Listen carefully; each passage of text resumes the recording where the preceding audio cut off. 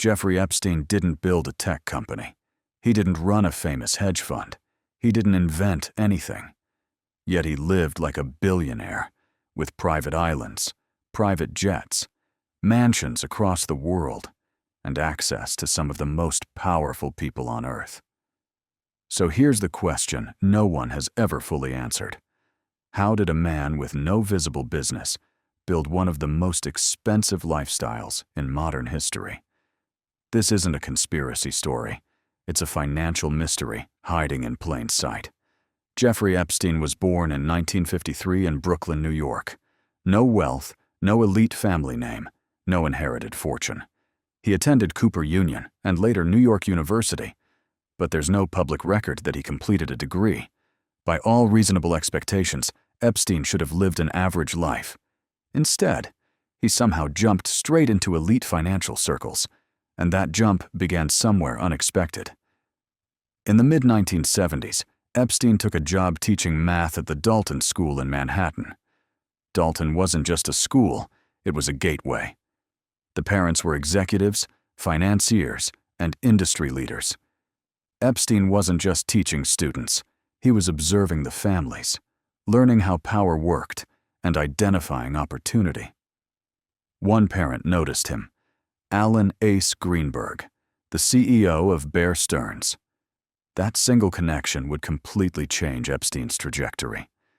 In 1976, Epstein was hired by Bear Stearns. No degree and no traditional finance background. That alone was rare. He advanced quickly, worked with wealthy clients, and eventually became a limited partner. But even then, former colleagues later said Epstein was difficult to define.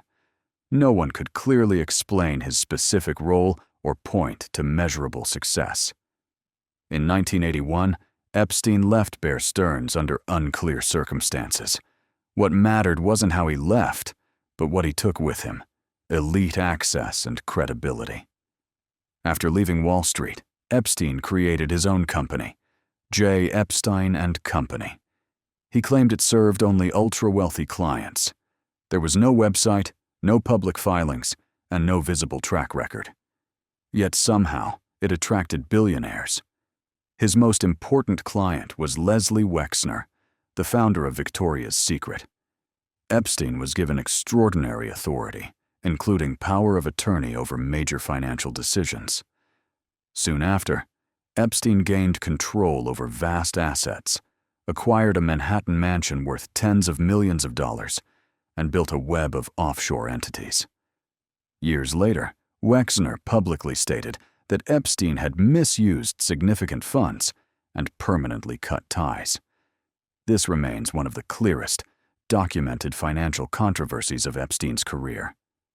By the 1990s, Epstein was living like a global tycoon, a private island, multiple estates, private aircraft, and full-time staff. But here's what made investigators uneasy. Epstein wasn't listed among the world's richest people. He didn't operate a known hedge fund. He didn't sell products or services at scale. Financial experts later noted that his lifestyle didn't match any traditional income model. So where did the money come from? One theory is that Epstein acted as a financial intermediary, helping wealthy individuals manage money through complex structures like trusts and offshore entities. Much of this can be legal, but it is also a system where transparency disappears. Epstein's greatest asset may not have been money. It was access. He positioned himself around politicians, academics, scientists, business leaders, and global elites. He donated to institutions, funded research, and hosted exclusive gatherings. In elite circles, access is currency, and Epstein accumulated a staggering amount of it. This network helped insulate him from scrutiny for years. In the mid-2000s, Epstein became the subject of serious criminal investigations. In 2008, he reached a plea agreement that shocked many legal experts.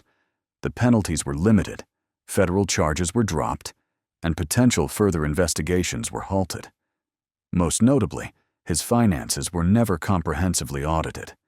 the opportunity to fully examine how Epstein made his money was missed. In 2019, Epstein was arrested again on federal charges.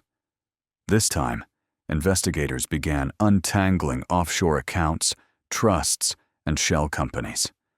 But before the financial investigation could be completed, Epstein died in custody. His death closed the door on answers that may never come.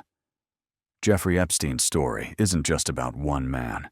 It's about systems that reward secrecy, confuse wealth with legitimacy, and fail to ask hard questions. He proved that in a world of opaque finance and elite access, you don't need a business to become powerful. You just need the right doors to open, and no one willing to look too closely.